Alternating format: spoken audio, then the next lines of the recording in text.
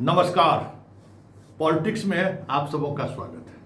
और आज हम पॉलिटिक्स में बात बिहार बीजेपी की उस पॉलिटिक्स की करने जा रहे हैं जिस पॉलिटिक्स के सहारे 2029 के बाद भी सरकार बनी रहे या फिर 2029 के बाद भी सरकार बनने की संभावना बनी रहे। इसके लिए एक अलग तरीके की ऑपरेशन की शुरुआत की है। पहला शिकार रितु जायसवाल बनी है। मतलब बीजेपी ने ऐसे समय में रितु जायसवाल को पार्टी में शामिल किया है जहां तत्कालिक लाभ पार्टी को कुछ नहीं होना है। न चुनाव है, न संगठन में कुछ ऐसी बातें हैं, सरकार में है इसलिए फायर ब्रांड प्रवक्ता की भी जरूरत नहीं है, मजबूती से पक्ष रखने वाले की भी जरूरत नहीं है। सरकार में है, सरकार की आलोचना करने में ना पूरा ताकत लगाता है लोग, उसमें स्मार्टनेस भी देखता है और स्किल भी देखता है। तभी तो आप सरकार में, आपको डिफेंड करना है। और रितु जायसवाल जैसी नेता डिफेंडर कम आक्रामक बल्लेबाज ज़्यादा है, फिर भी उसको पार्टी में शामिल किया है उन्होंने। इसके अलावा 1 दर्जन से अधिक और जनाधार वाले नेता हैं आरजेडी के, जदयू के भी, जिनको पार्टी में शामिल करने की कवायद चल रही है। जदयू वाले तो अपना है ही, लेकिन आरजेडी के भी नेताओं पर नजर इनकी है।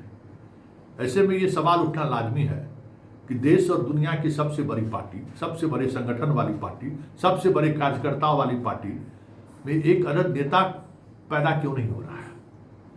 एक अदद ऐसा नेता क्यों नहीं पैदा हो रहा है जो 2, 4, 5 हजार आदमी की भीड़ जुटा सके? इस तरीके के भी नेता पैदा नहीं हुए।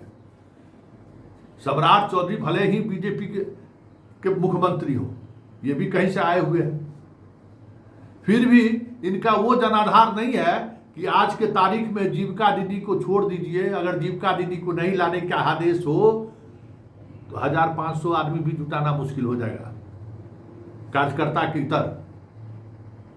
क्यों ये स्थिति बनी हुई है? आज भी देख लीजिए ना, इनके पास जनाधार वाले कौन लोग हैं। सम्राट के आने पर कुशवाहा का रुझान कुछ बीजेपी की तरफ बढ़ा है, इस पर कोई दो मत नहीं, पहले भी था।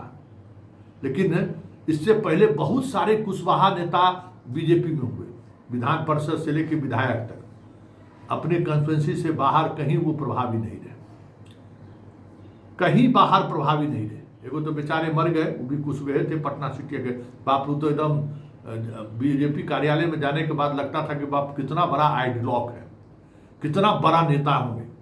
और स्थिति ये था कि अपने घर का भी वोट वो बीजेपी को नहीं दिलवा पाते थे। बीजेपी का खासियत यही है कि बीजेपी के जो नेता हैं वो पत्नी का भी वोट अगर दिलवा दे पार्टी को तो बहुत बड़ी बात है। मोदी युग से पहले की बात करें, मोदी युग में तो एक नैरेटिव चली हिंदू मुसलमान, भारत पाकिस्तान, हिंदुत्व का, तो एक अलग रुझान हो गया। उसमें तो एक से एक समाजवादी भी ढह गए, एक से एक वामपंथी भी ढह गए, एक से एक कांग्रेसिया भी ढह गए वोटर उसका। इसलिए ये बात अभी इस संदर्भ में अलग है। लेकिन इसके बावजूद भी 2014 में मोदी आए और आज भी बिहार में बीजेपी के सुशील मोदी के बाद एक भी ऐसा कद्दावर नेता पैदा नहीं कर पाई बीजेपी जो मास में जिसकी अपील हो। मंगल पांडे पर जितना भरोसा किया बीजेपी, ब्राह्मणों का वोट अपने गांव में भी बड़ी, पहली बार सिवान से चुनाव जीते हैं, शहर से, जहां ब्राह्मण का वोट का कोई मतलब नहीं है। सिवान से बाहर वो निकल ही नहीं पाए, और जब राजनीति करने आए तो ओसामा के साथ मिल गए। आरोप यही है ना, अलग तरीके की सियासत करने लगे। आज भी बीजेपी में नीतीश मिश्रा ब्राह्मणों के बीच जितनी पैठ उसका है, किसी नेता का है, चाहे मिथिलेश तिवारी हो, चाहे जो भी तिवारी या झा हो, विनोद नारायण झा हो, कोई भी हो, बस अपना चुनाव जीतना है, धोती कुर्ता टाइट कर लेना, पैंट पैजामा कुर्ता टाइट रखना है, बस हो गया। न जनता से कोई मतलब है, न जनार्दन से कोई मतलब है। समझता है कि चुनाव जीतने के लिए मोदी जी तो ही है, आएंगे अंत में मोदी जी हाथ जोड़ेंगे, भारत माता की जय करेंगे। अब एगो चाणक्य अमित शाह हो ही गए हैं, उनका नेटवर्क इतना तगड़ा है कि पूरे देश में से तमाम कार्यकर्ताओं को उतार देना है। जन धन भन जिससे भी हो सके, दंड भय सब चीज लगा देना है, चुनाव जीत लेना है। विधायक सब निश्चिंत है, क्या मतलब है? लेकिन संकट तो है। इतने बड़े बहुमत के बावजूद भी बीजेपी का एक भी नेता पॉपुलर नेता नहीं है, एक भी नेता पॉपुलर नेता नहीं है कि जिसका मास अपील हो।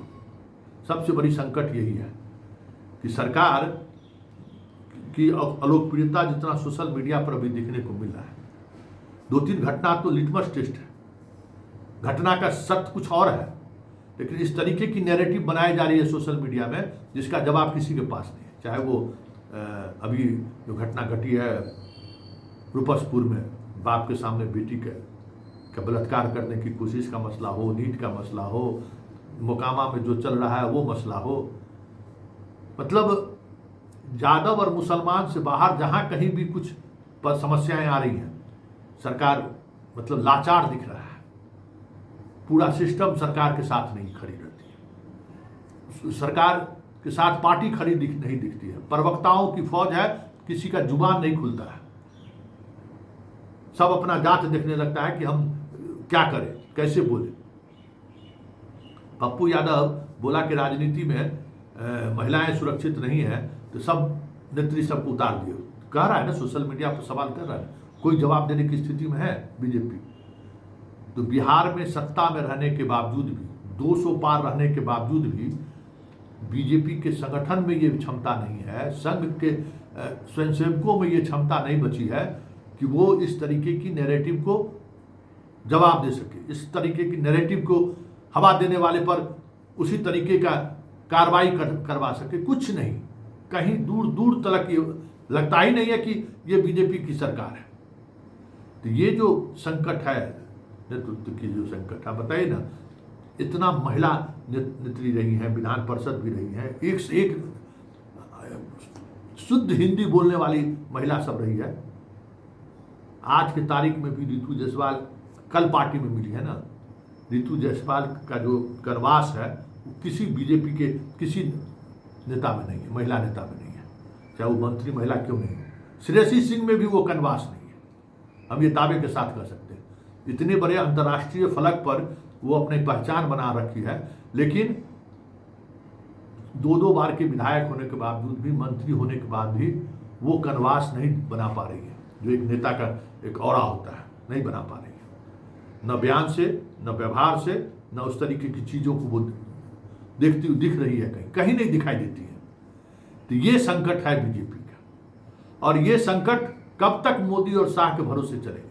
अडवाणी और वाजपेयी का युग गया, उसके बाद लाले पड़ गए सत्ता में वापसी का, 10 साल लग गया वापसी होने में, और ये तय मानिए कि मोदी के जाने के बाद बीजेपी का क्या होगा कहना मुश्किल है, क्योंकि न स्टेट लेवल पर कोई लीडरशिप डेवलप हो सका है, न सेंट्रल लेवल पर डेवलप हो सका है। वाजपेयी जी तो कम से कम इतना तो किए, सुषमा स्वराज, अरुण जेटली, अनंत कुमार, वेंकटेश्वर, हाँ साउथ वाले जो थे, सो एक से एक राजनाथ सिंह, एक से एक नेता।